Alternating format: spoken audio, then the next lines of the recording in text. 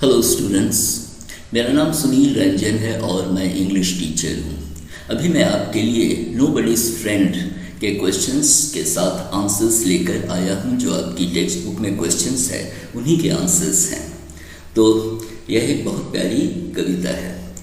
तो हम चलते हैं सेक्शन बी में। तो इसमें है लेट्स थिंक एंड टेल, और B1 में जैसा कि आप देख रहे हैं, answer the following questions briefly, मतलब शॉर्ट में आपको जवाब देना है। तो नंबर 1 में देखते हैं, guess whether he and she in the poem are children और adults, how do you know? तो इसका आंसर है he and she in the poem are children. They are children because she plays with her doll and he had a tricycle and a toy train. Number 2, why don't she and he have any friends?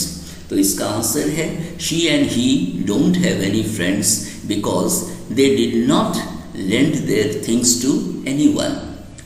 Number 3, how does the speaker treat her friends? इसका answer है the speaker shares his sweets, apple and cake with his friends.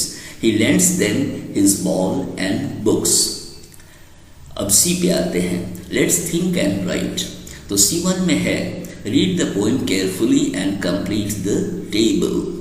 तो अब एक section है objects not shared, lent, played, और दूसरा section है, दूसरा साइड है objects shared, lent, played, मतलब वो चीज़ें जिसको नहीं बांटी जाती हैं या जिनके साथ नहीं खेला जाता है या नहीं दिया जाता है। दूसरा वो चीज़ें हैं जिनको शेयर किया जाता है, दिया जाता है और खेला जाता है।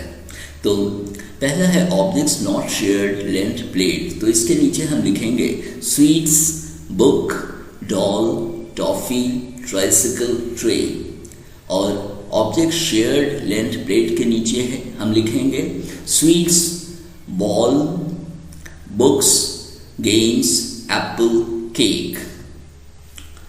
अब हम C2 पे आते हैं। तो इसमें दिया हुआ है आंसर द फॉलोइंग क्वेश्चंस।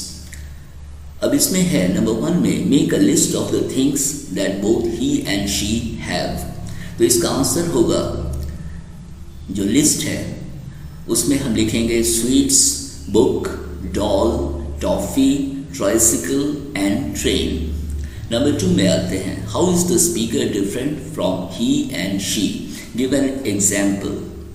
तो इसका आंसर होगा the speaker is different from he and she because they don't share their things with their friends और lend them anything, but the speaker shares his things with his friends and lends them his things.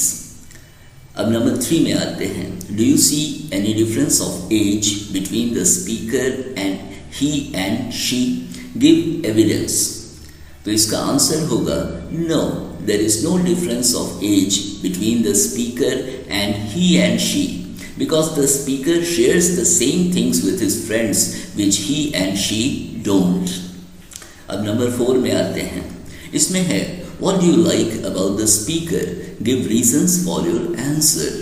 अब इसका answer होगा I like the speaker's nice way of being a good friend as he believes in sharing his things with his friends।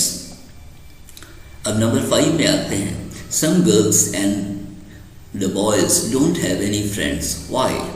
तो इसका answer है some girls and boys don't have any friends because they don't share their things with them or lend anything to them।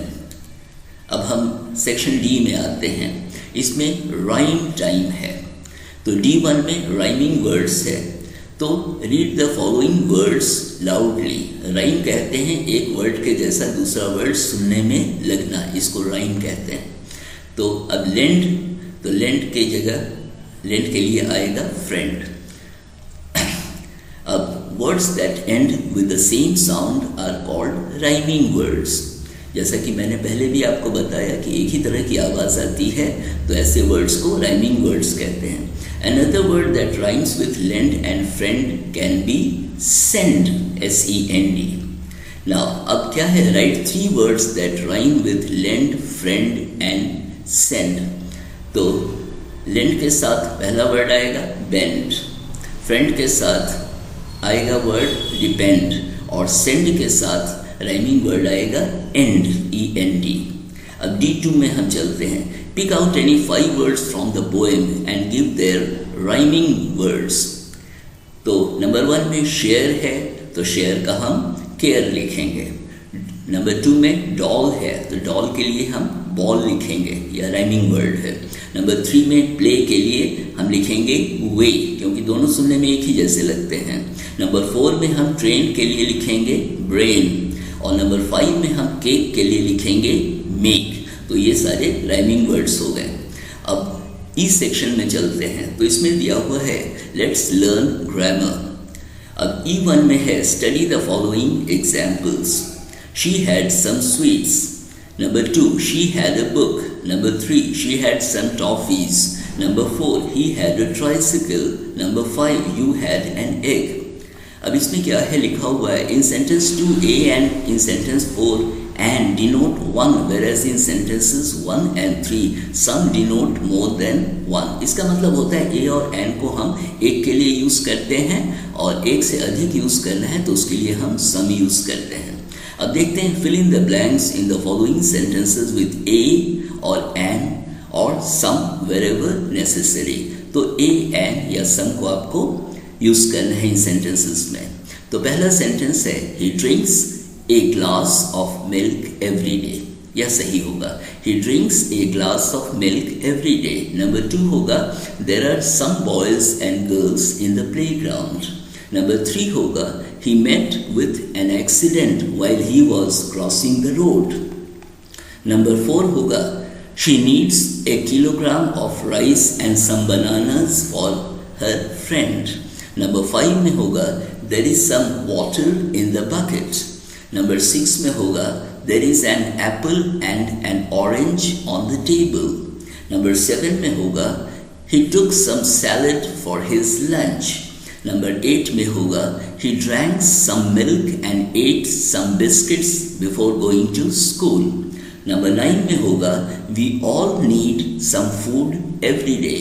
और number 10 में होगा he bought some vegetables for dinner। तो students यहाँ पे समाप्त करते हैं इस चैप्टर को, और मेरे चैनल को सब्सक्राइब करने पर आप देखेंगे बहुत सारे वीडियोस से आपको बहुत फ़ायदा होगा। आपकी इंग्लिश भी अच्छी हो जाएगी, क्योंकि स्पोकन इंग्लिश के भी बहुत सारे वीडियोस मैंने बनाए हैं और आपको बड़ा मज़ा आएगा। आप आसानी से इंग्लिश भी सीखते चले जाएंगे और आप में एक चेंज आ जाएगा, आपको खुद बहुत अच्छा लगेगा और आपके पेरेंट्स भी आपको बहुत पसंद करेंगे, क्योंकि आप आगे बढ़ रहे हैं। Thank you.